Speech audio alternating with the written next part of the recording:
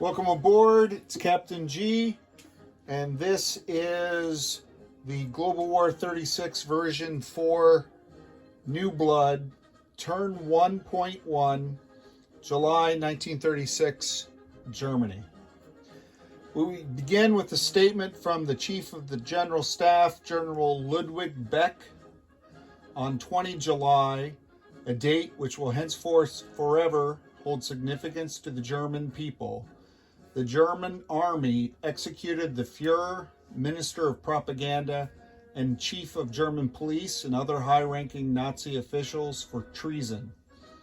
Deputy Führer Hess avoided arrest by fleeing in a small aircraft to Great Britain. The new German ambassador to the court of St. James, Johann von Ribbentrop, has formally requested that His Majesty's government return him for trial and execution. In the aftermath of the Army's actions, General Beck has temporarily taken control of the government, while the former Crown Prince Wilhelm makes his way to Berlin for coronation. General Beck has announced the restoration of the German monarchy under the new Kaiser, Wilhelm III. So as we get started on our turn for the German Empire, first up is technology. We have three major factories, and we'll roll for the following techs.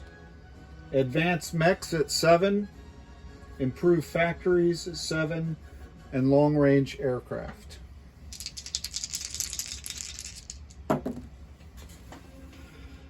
So that is a 1 and a fail for improved aircraft, a 10 for advanced mech, which is success, and a 7 for long-range aircraft, which is a fail. So 1 out of 3.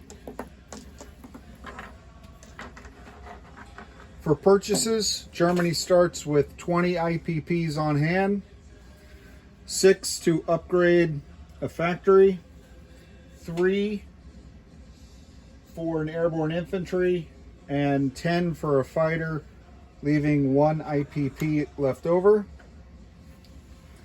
And also on the place units board, a fleet submarine. The fighter will be lend-leased to the Spanish Nationalists in support of General Franco's efforts to also restore the monarchy there. Combat. No combat moves for Germany this first turn. Non-combat. For Germany, the battle cruiser and fleet submarine in Sea Zone A11, using the major shipyard and the submarine base, will both move 4 through the English Channel on a global goodwill tour to Sea Zone A28. The balance of the Baltic Fleet will move through the Kiel Canal into A11.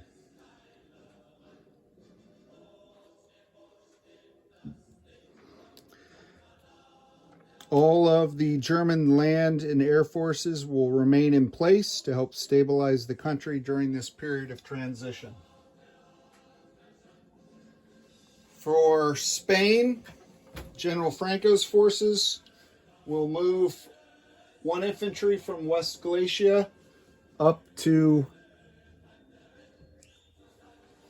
Galicia and Leon. In the Spanish fleet, this transport will pick up an infantry and the artillery and move them from A44 to A35, where they'll drop them off into the same territory. And then the Spanish fleet will go into port. So in port, call that port number 9. The heavy cruiser will provide an additional militia for defense if the territory is attacked. And the German fleet, I forgot to say, will also move into port with, call that port 7. So all surface ships will move into the shipyard there. and the submarine will move into the sub pen. So no movement at all for German land or air units. The battle cruiser and the fleet submarine are in A28. All other German naval units are either in this port or in the sub base. And the nationalists in Spain have all consolidated in the one territory with their fleet and port. Place new units. The Lend-Lease will add a second fighter in Spain, so that gives 2 fighters, 3 infantry, 2 artillery, and 1 cavalry in that territory. The airborne in Bavaria. The fleet submarine will go in A11, because I'm not sure if I can start him in the sub base. If I can, I'll put him in the sub base with the coastal sub. If not, we'll start him in A11. And we are going to upgrade the factory in East Germany to a major factory.